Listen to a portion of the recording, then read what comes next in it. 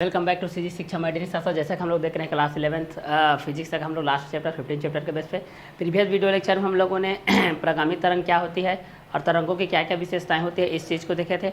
अब उसका आगे का कंटेंट को हम लोग यहाँ से देखते हैं यांत्रिक तरंगों के प्रकार के बेस पे। ठीक है, अब यांत्रिक तरंगें क्या होती है, यांत्रिक तरंगों के प्रकार के बारे में हम लोग यहाँ से एनालिसिस करते हैं भाई कि यांत्रिक तरंगे किसके किसके बेसिस पे होता है, किस किस क्वेश्चन के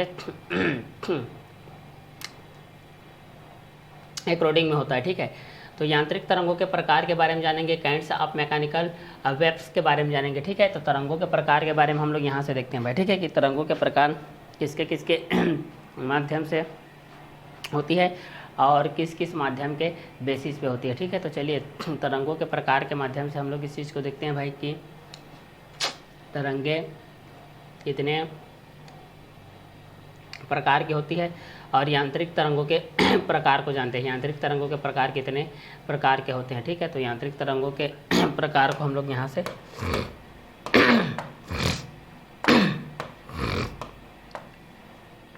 जानते हैं भाई। ठीक है, तो यांत्रिक तरंगों के प्रकार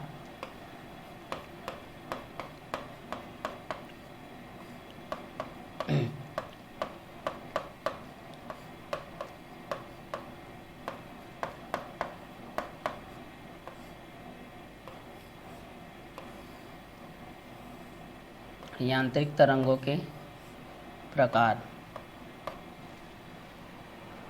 जानते हैं। जब किसी माध्यम में कोई प्रगामी तरंग संचरित होती है तो माध्यम के कणों में उनके माध्य स्थिति के दोनों ओर कंपन होने लगता है। तरंग संचरण की दिशा के सापेक्ष माध्यम के कणों के कंपन की दिशा के आधार पर यांत्रिक तरंगों को दो भागों में विभक्त किया जा सकता है। ठीक है, तो जब किसी माध्यम में कोई प्रगामी तरंग संचरित होती है तो माध्यम के कणों में उनके माध्य स्थिति के दोनों ओर कंपन होने लगता है। तरंग संचरण की दिशा के सापेक्ष माध्यम के कणों के कंपन की दिशा के आधार पर यांत्रिक तरंगों को दो भागों में विभक्त किया जाता है। ठीक है, तो यहाँ से देख सकते हैं कि यांत्रिक तरंगों के प्रकार के बेस पे। ठीक है, कि यांत्रिक तरंगों के प्रकाश किस किस के बेसिस होगा, किसके अकॉर्डिंग में भी होगा। ठीक है, तो जब किसी माध्यम में किसी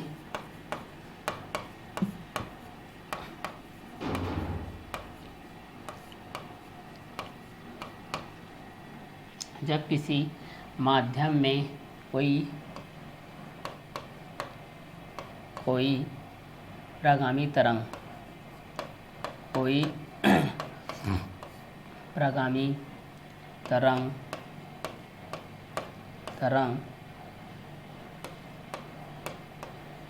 संचरित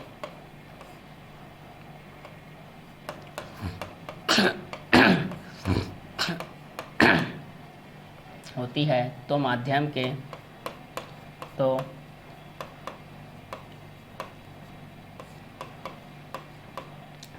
के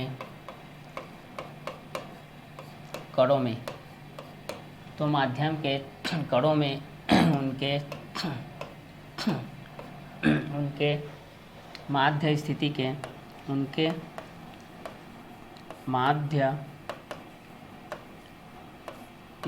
के दोनों ओर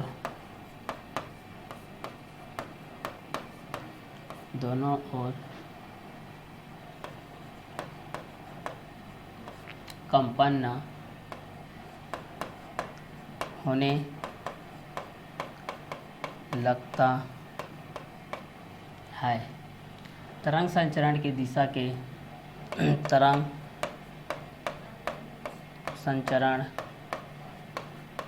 संचरण की दिशा के सापेक्ष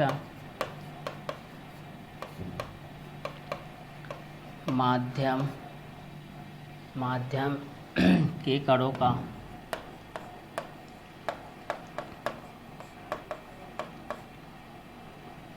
माध्यम के कणों का माध्यम के कणों के माध्यम के कणों के माध्यम के कणों के कंपन की दिशा कंपन की दिशा के आधार पर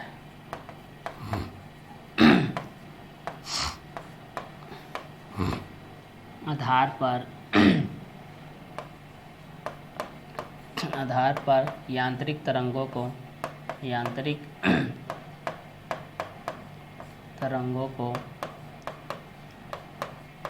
दो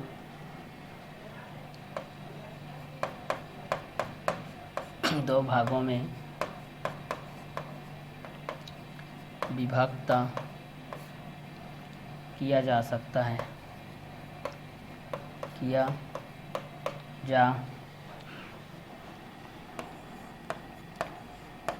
जा सकता है। पहला अनुप्रस्थ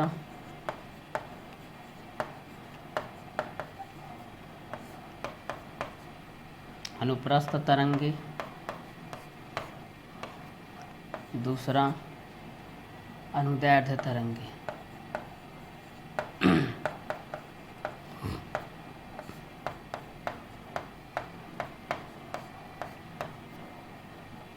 तो अनुप्रस्थ तरंगे, अनुदैर्ध्य तरंगे के बेस पे हम लोग इस चीज़ को जान सकते हैं। ये ट्रांसवर्स वेव्स और ये हो जाएगा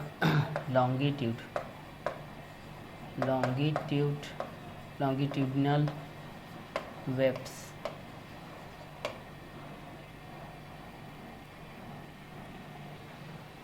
तो यांत्रिक तरंगों के प्रकार के बेस पे जान सकते हैं भाई कि हमारे पास क्या क्या कंटेंट रहेगा और किसके बेसिस पे रहेगा। ठीक है, तो जब किसी माध्यम में कोई प्रगामी तरंग संचरित होती है तो माध्यम के कणों में उनके माध्य स्थिति के दोनों ओर कंपन होने लगता है। तरंग संचरण की दिशा के सापेक्ष माध्यम के कणों के कंपन की दिशा के आधार पर यांत्रिक तरंगों को दो भागों में विभक्त किया जा सकता है। ठीक है, तो यांत्रिक तरंगों के प्रकार के बेस पे हम लोग इस चीज़ को देखते हैं। जब किसी माध्यम में कोई प्रगामी तरंग संचरित होती है तो माध्यम के कणों में उनके माध्य स्थिति के दोनों ओर कंपन होने लगता है। तरंग संचरण की दिशा के सापेक्ष माध्यम के कणों के कंपन की दिशा के आधार पर यांत्रिक तरंगों को दो भागों में विभक्त किया जा सकता है। ठीक है, तो यांत्रिक तरंगों के प्रकार के माध्यम से हम लोग इस चीज़ को देख सकते हैं भाई कि ये दोनों किसके बेस पे रहेगा और ये दोनों किस क्वेश्चन के अकॉर्डिंग में भी रहेगा। ठीक है, तो जब किसी माध्यम में कोई प्रगामी तरंग संचरित होती है तो माध्यम के कणों में उनके माध्य स्थिति के दोनों ओर कंपन होने लगता है। तरंग संचरण की दिशा के सापेक्ष माध्यम के कणों के कंपन के दिशा के आधार पर यांत्रिक तरंगों को दो भागों में विभक्त किया जा सकता है, अनुप्रस्थ तरंगे और अनुदैर्ध्य तरंगे। ठीक है, तो अनुप्रस्थ तरंगे के माध्यम से जान सकते हैं और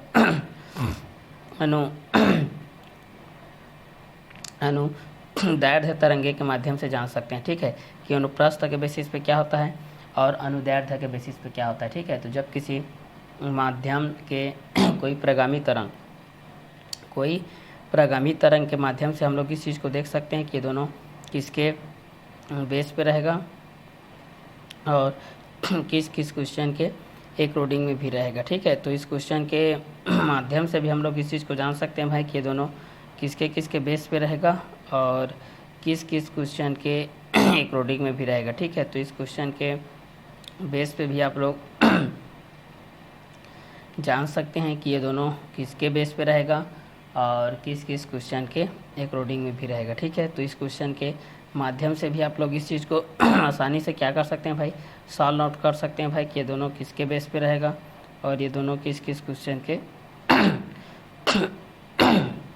अकॉर्डिंग में भी रहेगा। ठीक है, तो चलिए इस क्वेश्चन के माध्यम से हम लोग इसको जान सकते हैं भाई कि ये दोनों किसके किसके बेस पे रहेगा और किस किस क्वेश्चन के अकॉर्डिंग में भी रहेगा। तो यांत्रिक तरंगों के प्रकार के बेस पे जान सकते हैं कि जब किसी माध्यम में कोई प्रगामी तरंग संचरित होती है तो माध्यम के कणों में उनके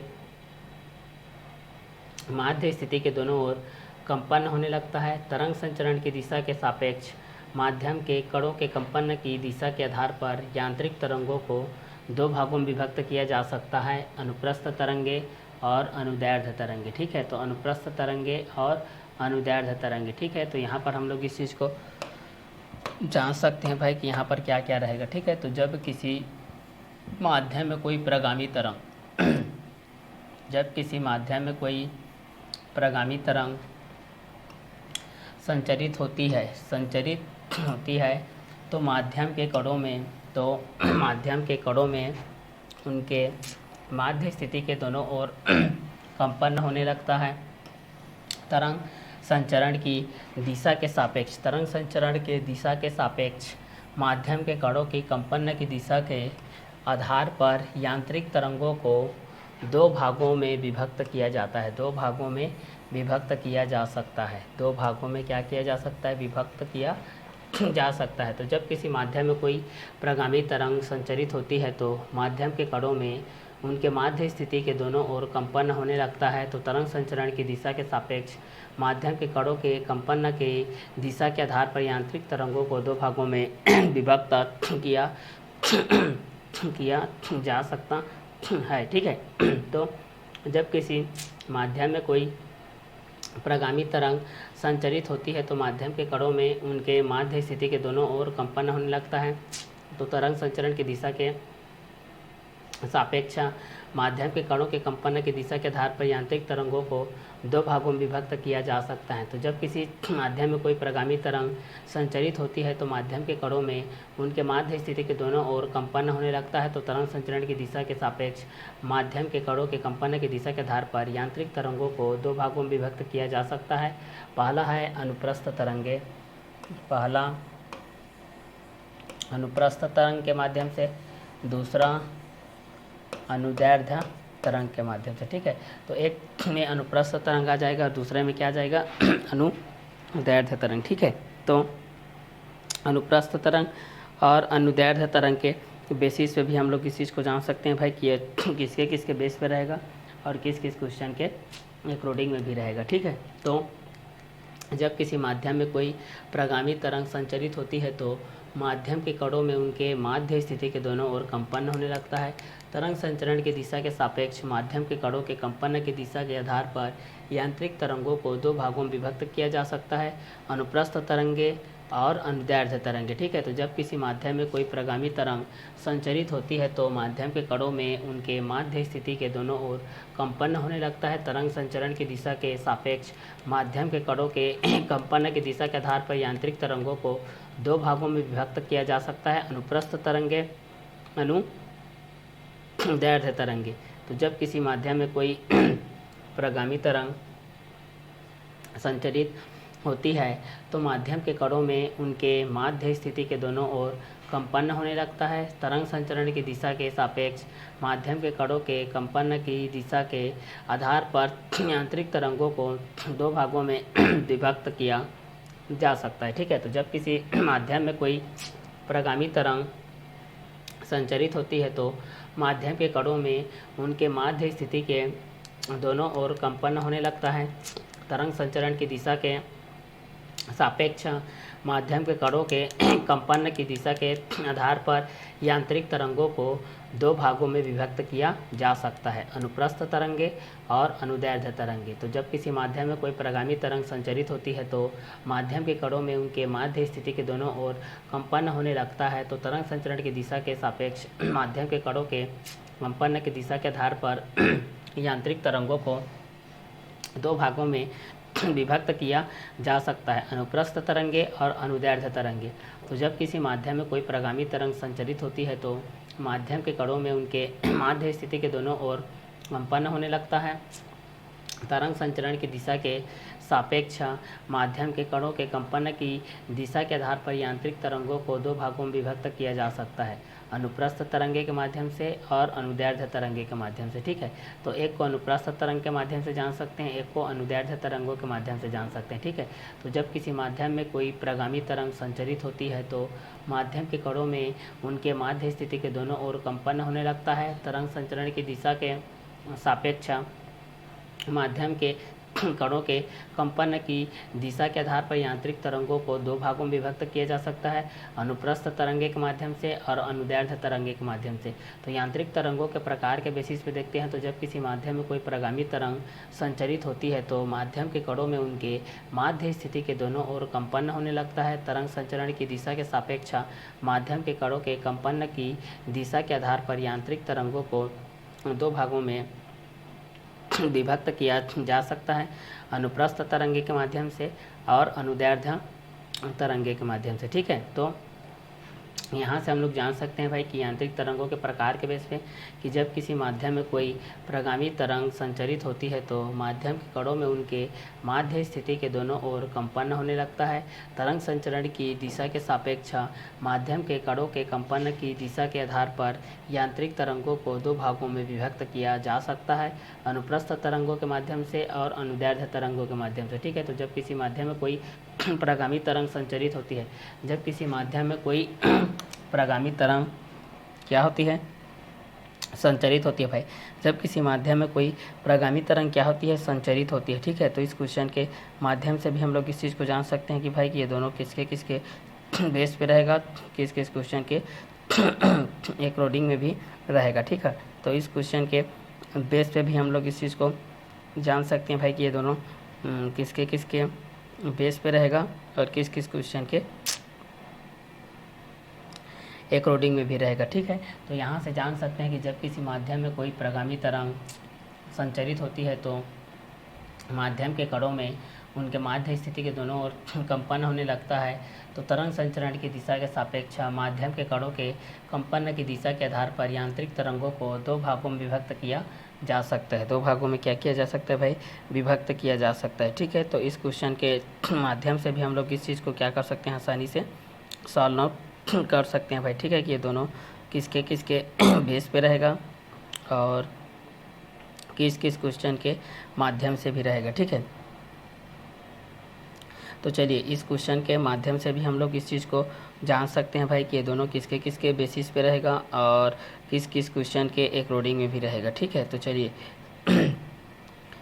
इस क्वेश्चन के बेस पे हम लोग इस चीज़ को जान सकते हैं भाई कि ये दोनों किसके किसके बेस पे रहेगा और किस किस क्वेश्चन के एक रोडिंग में भी रहेगा। ठीक है, तो इस क्वेश्चन के माध्यम से भी आप लोग इस चीज़ को क्या कर सकते हैं, क्लियर कर सकते हैं भाई। ठीक है, कि ये दोनों किसके किसके बेस पे रहेंगे और किस किस क्वेश्चन के एक रोडिंग में भी रहेंगे। ठीक है, तो चलिए इस क्वेश्चन के माध्यम से भी हम लोग इस चीज़ को आसानी से क्या कर सकते हैं, सॉल्व आउट कर सकते हैं भाई। ठीक है, कि ये दोनों किसके किसके बेस पे रहेंगे और किस किस क्वेश्चन के एक रोडिंग में भी रहेंगे यहाँ से। ठीक है, तो जब किसी माध्यम में कोई प्रगामी तरंग संचरित होती है तो माध्यम के कणों में उनके माध्य स्थिति के दोनों ओर कंपन होने लगता है। तरंग संचरण की दिशा के सापेक्ष माध्यम के कणों के कंपन की दिशा के आधार पर यांत्रिक तरंगों को दो भागों में विभक्त किया जा सकता है, अनुप्रस्थ तरंगे और अनुदैर्ध्य तरंगे। अनुप्रस्थ तरंगे और अनुदैर्ध्य तरंगे, तो जब किसी माध्यम में कोई प्रगामी तरंग संचरित होती है तो माध्यम के कणों में उनके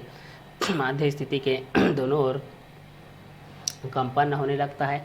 तरंग संचरण की दिशा के सापेक्ष माध्यम के कणों के कंपन की दिशा के आधार पर यांत्रिक तरंगों को दो भागों में विभक्त किया जा सकता है, अनुप्रस्थ तरंगों के माध्यम से और अनुदैर्ध्य तरंगे के माध्यम से। ठीक है, तो यांत्रिक तरंगों के प्रकार के बेसिस पे भी हम लोग इस चीज़ को जान सकते हैं भाई कि यांत्रिक तरंगों किसके किसके बेसिस पे रहेगा और किस किस क्वेश्चन के एक रोडिंग में भी रहेगा। तो जब किसी माध्यम में कोई प्रगामी तरंग संचरित होती है तो माध्यम के कणों में उनके माध्य स्थिति के दोनों ओर कंपन होने लगता है। तरंग संचरण की दिशा के सापेक्ष माध्यम के कणों के कंपन की दिशा के आधार पर यांत्रिक तरंगों को दो भागों में विभक्त किया जा सकता है, अनुप्रस्थ तरंगे, अनुदैर्ध्य तरंगे।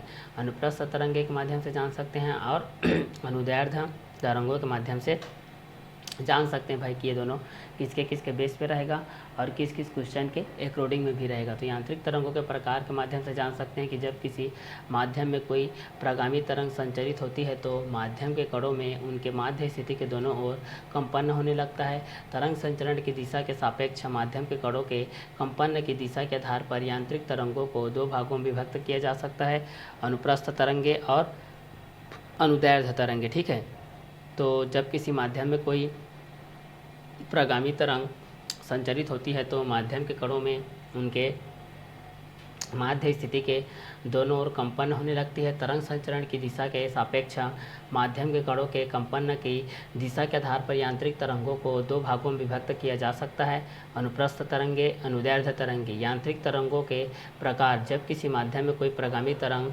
संचरित होती है तो माध्यम के कणों में उनके माध्य स्थिति के दोनों ओर कंपन होने लगता है। तरंग संचरण की दिशा के सापेक्ष माध्यम के कणों के कंपन की दिशा के आधार पर यांत्रिक तरंगों को दो भागों में विभक्त किया जा सकता है, अनुप्रस्थ तरंगे और अनुदैर्ध्य तरंगे। तो पहला अनुप्रस्थ तरंग हो जाएगा, दूसरा अनुदैर्ध्य तरंग हो जाएगा। तो जब किसी माध्यम में कोई प्रगामी तरंग संचरित होती है तो माध्यम के कणों में उनके माध्य स्थिति के दोनों ओर कंपन होने लगती है। तरंग संचरण की दिशा के सापेक्ष माध्यम के कणों के कंपन की दिशा के आधार पर यांत्रिक तरंगों को दो भागों में विभक्त किया जा सकता है, अनुप्रस्थ तरंगे और अनुदैर्ध्य तरंगे के माध्यम से। ठीक है, तो इस क्वेश्चन के माध्यम से भी हम लोग इस चीज़ को जान सकते हैं भाई कि ये दोनों किसके किसके बेसिस पे रहेगा और किस किस क्वेश्चन के अकॉर्डिंग में रहेगा।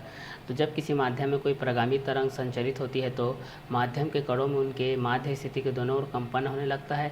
तरंग संचरण की दिशा के सापेक्ष माध्यम के कणों के कंपन की दिशा के आधार पर यांत्रिक तरंगों को दो भागों में विभक्त किया जा सकता है, अनुप्रस्थ तरंगे के माध्यम से और अनुदैर्ध्य तरंगों के माध्यम से। ठीक है, तो यांत्रिक तरंगों के प्रकार के माध्यम से हम लोग देखते हैं। तो पहला, जब किसी माध्यम में कोई प्रगामी तरंग संचरित होती है तो माध्यम के कणों में उनके माध्य स्थिति के दोनों ओर कंपन होने लगता है और तरंग संचरण की दिशा के सापेक्ष माध्यम के कणों के कंपन की दिशा के आधार पर यांत्रिक तरंगों को दो भागों में भी क्या किया जाता है, विभक्त किया जा सकता है भाई। ठीक है, तो पहला, जब किसी माध्यम में कोई प्रगामी तरंग संचरित होती है तो माध्यम के कणों में उनके माध्य स्थिति के दोनों ओर कंपन होने लगता है। तरंग संचरण की दिशा के सापेक्ष माध्यम के कणों के कंपन की दिशा के आधार पर यांत्रिक तरंगों को दो भागों में भी विभक्त किया जा सकता है, एक अनुप्रस्थ तरंगों के माध्यम से, एक अनुदैर्ध्य तरंगे के माध्यम से। ठीक है, तो जब किसी माध्यम में कोई प्रगामी तरंग संचरित होती है तो माध्यम के कणों में उनके माध्य स्थिति के दोनों ओर कंपन होने लगता है। तरंग संचरण की दिशा के सापेक्ष और माध्यम के कणों के कंपन की दिशा के आधार पर यांत्रिक तरंगों को दो भागों में विभक्त किया जा सकता है, अनुप्रस्थ तरंगे के माध्यम से, अनुदैर्ध्य तरंगे के माध्यम से। तो यांत्रिक तरंगों के प्रकार, जब किसी माध्यम में कोई प्रगामी तरंग संचरित होती है तो माध्यम के कणों में उनके माध्य स्थिति के दोनों ओर कंपन होने लगता है। तरंग संचरण की दिशा के सापेक्ष माध्यम के कणों के कंपन की दिशा के आधार पर यांत्रिक तरंगों को दो भागों में विभक्त किया जा सकता है, अनुप्रस्थ तरंगे, अनुदैर्ध्य तरंगे, अनुदैर्ध्य तरंगे, अनुप्रस्थ तरंगे, अनुप्रस्थ तरंगे, अनुदैर्ध्य तरंगे, अनुदैर्ध्य तरंगे, अनुप्रस्थ तरंगे। जब किसी माध्यम में कोई प्रगामी तरंग संचरित होती है तो माध्यम के कणों में उनके माध्य स्थिति के दोनों ओर कंपन होने लगता है। तरंग संचरण की दिशा के सापेक्ष माध्यम के कणों के कंपन की दिशा के आधार पर यांत्रिक तरंगों को दो भागों में विभक्त किया जा सकता है। ठीक है, तो इस क्वेश्चन के माध्यम से भी हम लोग इस चीज़ को जान सकते हैं भाई कि ये किसके किसके बेस पे रहेगा, किस किस क्वेश्चन के अकॉर्डिंग में भी रहेगा। ठीक है, तो इस क्वेश्चन के माध्यम से भी आप लोग इस चीज़ को जान सकते हैं भाई कि ये दोनों किसके किसके बेस पे रहेंगे और किस किस क्वेश्चन के अकॉर्डिंग में भी रहेंगे। ठीक है, तो जब किसी माध्यम में कोई प्रगामी तरंग संचरित होती है तो माध्यम के कणों में उनके माध्य स्थिति के दोनों ओर कंपन होने लगता है। तो तरंग संचरण की दिशा के सापेक्ष माध्यम के कणों के कंपन की दिशा के आधार पर यांत्रिक तरंगों को दो भागों में विभक्त किया जा सकता है।